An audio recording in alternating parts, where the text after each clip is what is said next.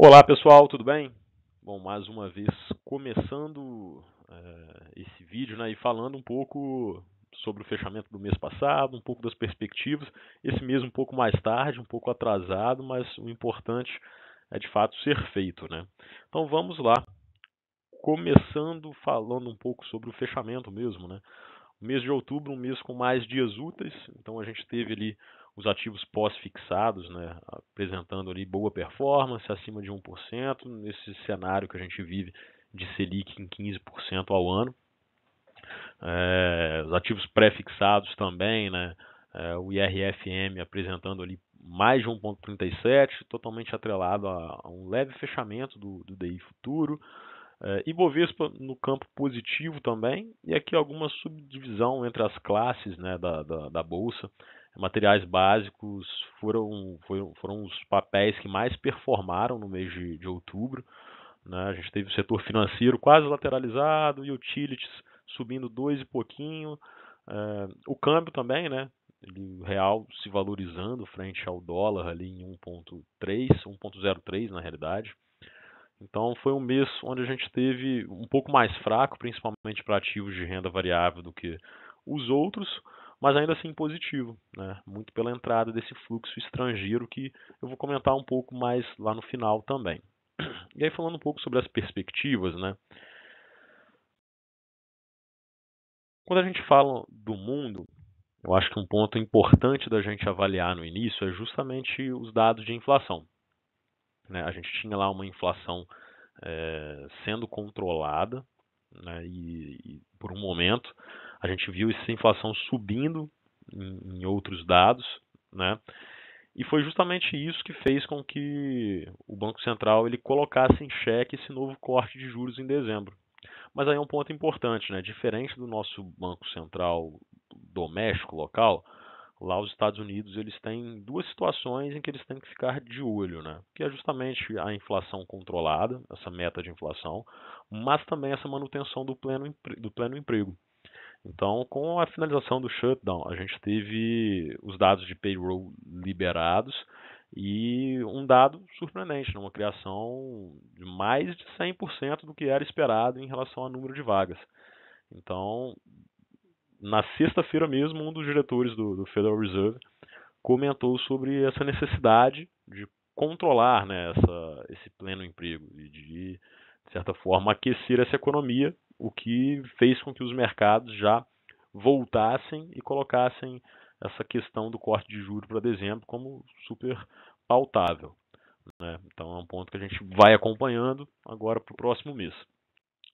Falando um pouquinho de bolsa lá nos Estados Unidos, né, a gente percebe que mesmo em um ano de tarifaço, super volátil, né, as empresas, principalmente de tecnologia, extremamente esticadas, a gente vê que o S&P se valorizou bastante, né, mesmo enfrentando ali um momento de uma queda bem forte no meio do ano, né, no início ali, próximo de março e tudo mais.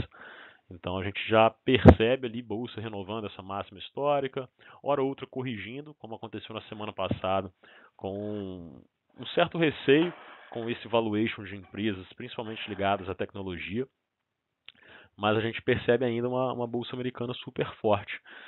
E ainda falando sobre isso, né, principalmente sobre setores de tecnologia, quando a gente olha um dos múltiplos que são utilizados para investimentos, principalmente pautados em longo prazo, né, que é o preço sobre lucro, essas empresas elas têm esse indicador muito alto, né?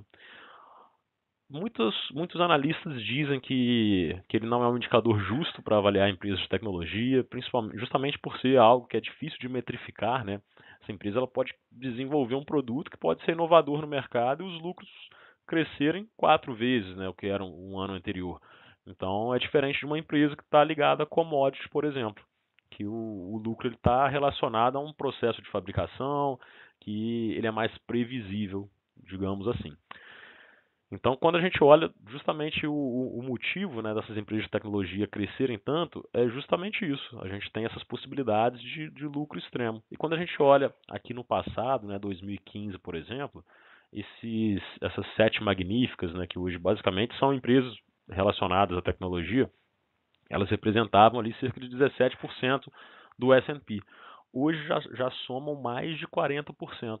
Então, é um ponto interessante, porque a gente sabe que são empresas que são listadas nos Estados Unidos, mas ainda assim elas têm mais de 50% da sua receita fora dos Estados Unidos, né? Então, querendo ou não, são empresas globais. Isso é um ponto interessante, né, de ser observado. E aqui mais um dado, né? Apesar desses valuations justamente esticados, né, que é o que aquele múltiplo de preço sobre o lucro traz, a gente e o mercado já enxerga, né, que essas estimativas de lucro continuam otimistas, né? O próprio resultado da Nvidia veio acima do esperado. Ainda assim, a ação sofreu um pouquinho no mercado, justamente por conta desse receio, né? Poxa, será que estamos vivendo uma bolha? Será que não? Até quando vai isso?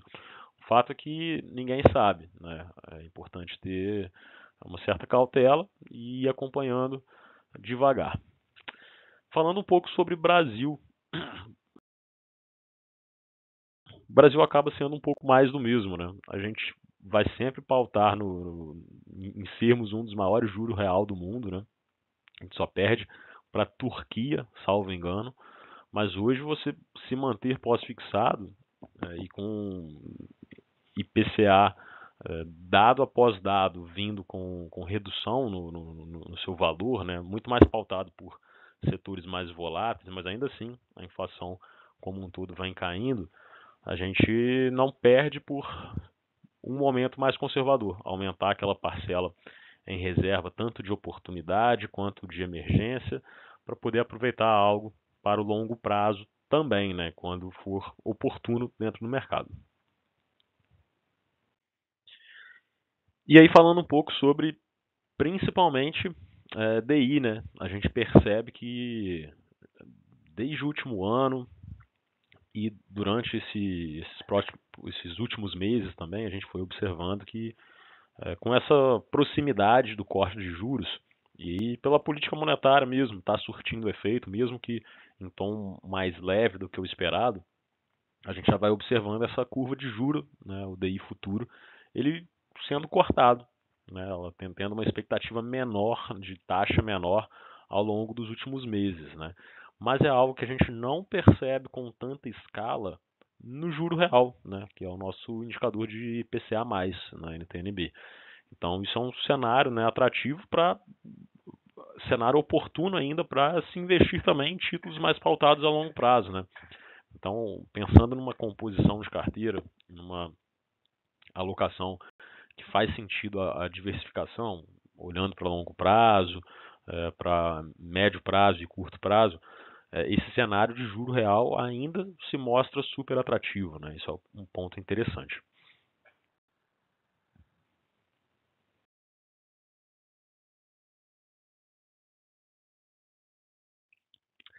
E falando um pouco mais sobre investimentos, né, agora, principalmente sobre renda fixa, é muito legal a gente observar, né? O Brasil ele vem registrando ali, né, por conta desse juro historicamente alto, a gente está falando do maior juro dos últimos 20 anos, aproximadamente. Né? A gente está registrando aqui pelo menos 8 milhões de empresas que estão inadimplentes. Batemos recorde atrás de recorde sobre fechamento de empresas também devido a essa alavancagem que é realizada e o próprio lucro da operação não dá conta de pagar essas dívidas. E o que a gente começa a perceber, né?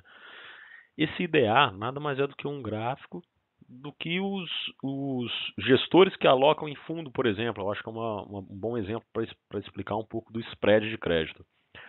Quando você aloca num fundo de investimento, né, por você correr um risco maior do que investir no tesouro, você espera ter um retorno maior também.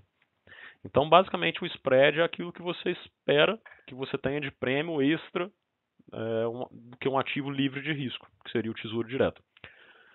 Basicamente, essa média dos últimos meses, né, está na casa de 1,5, alguma coisa.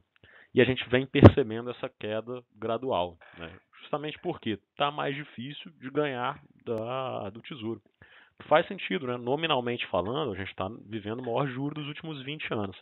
Então, não quer dizer que por você correr mais risco num título de dívida, você vai ganhar muito mais recurso também.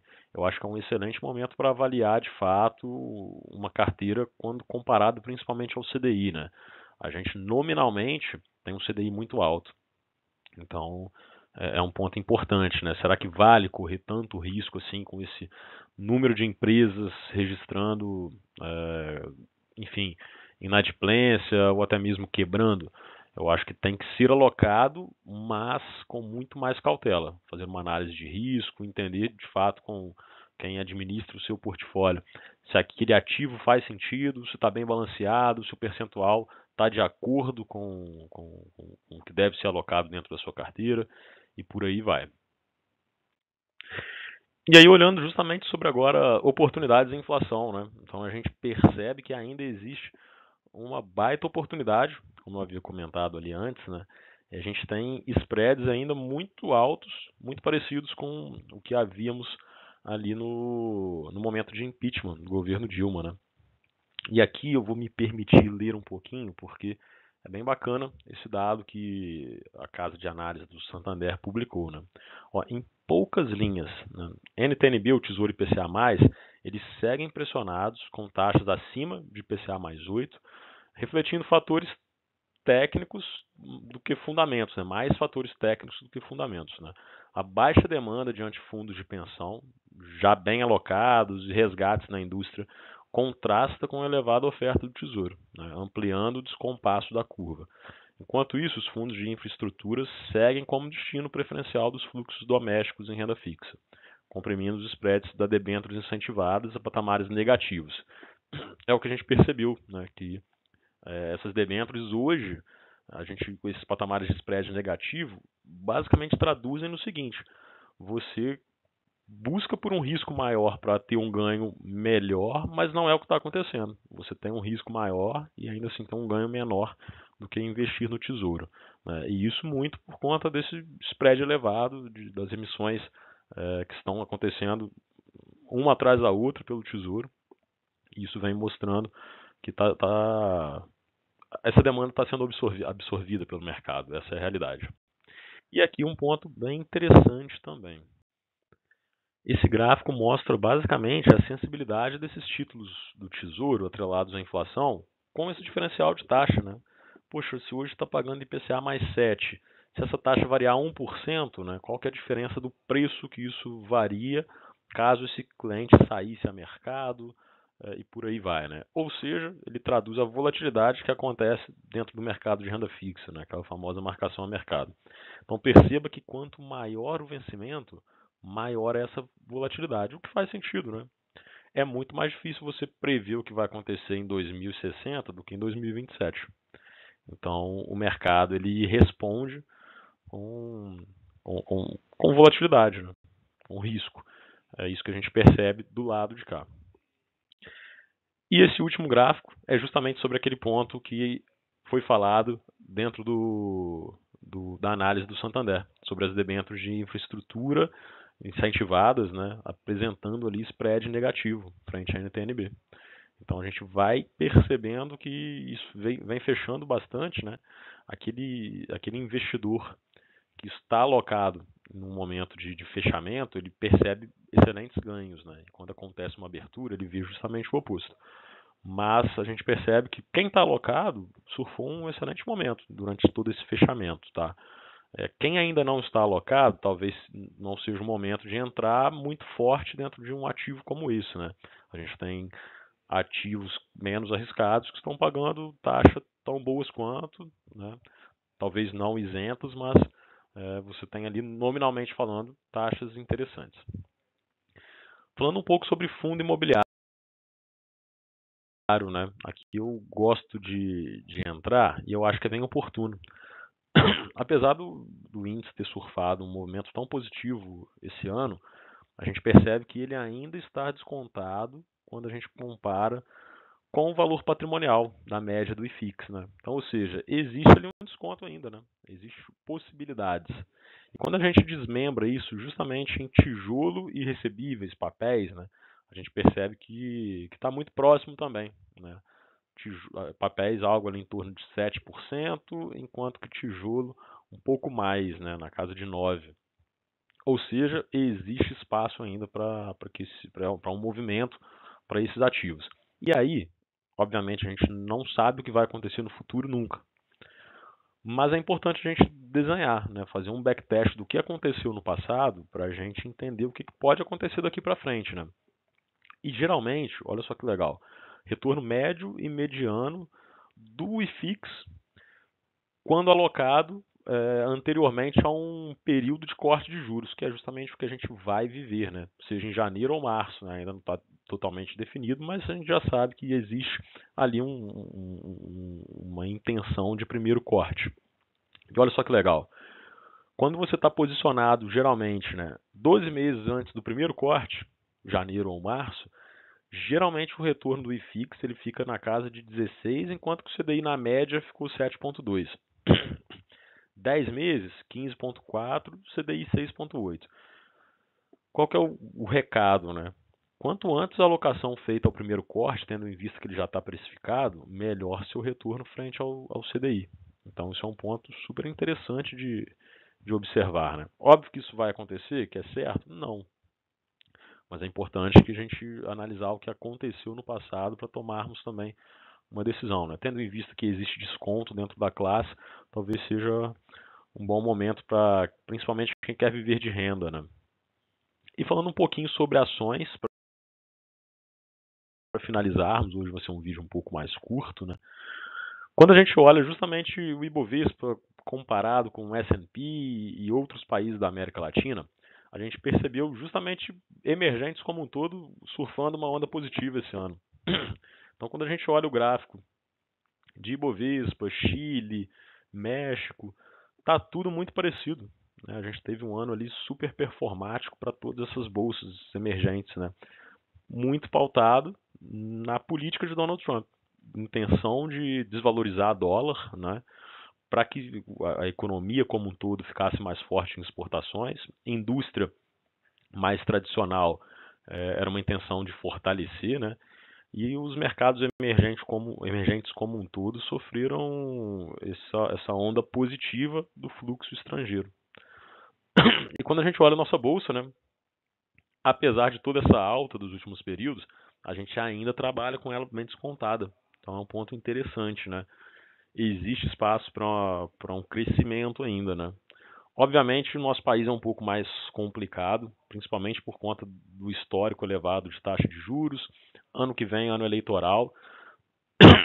Então é importante ter cautela, né? Eu acho que nunca a gente vai acertar qual será o melhor ativo. Ninguém acreditava que bolsa andaria mais de 28% esse ano, como está andando. Mas o fato é que trabalhar dentro dos seus objetivos, essa carteira, é muito mais importante do que querer acertar qualquer tipo de timing. E aqui, justamente falando sobre esse fluxo, né? O fluxo do gringo foi o que fez a bolsa de fato andar pra caramba esse ano.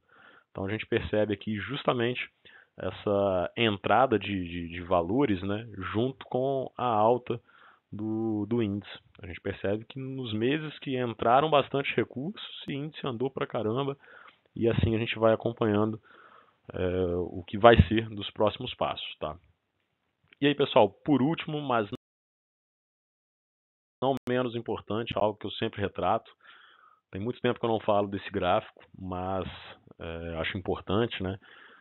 Nada mais foi do que um estudo, isso daqui desenvolvido em fundos de pensão, onde eles analisaram por mais de 20 anos, né? O que foi o fator determinante para a performance desses portfólios, né, de fundo de pensão nos Estados Unidos. Então, olha só, mais de 90% justamente diversificação, asset allocation, a gente saber que a gente não vai entender o que vai acontecer daqui para frente, mas a gente está exposto ao longo do tempo, porque o importante é acertar mais, não acertar sempre, né? Então, eu não quero que todo ano eu tenha a melhor performance do melhor indicador que eu pudesse escolher, mas eu quero que ao longo do tempo eu tenha um gerenciamento de risco excelente para cada perfil de cliente e uma carteira que ande melhor do que a média. Eu acho que esse é o ponto mais importante. Obrigado.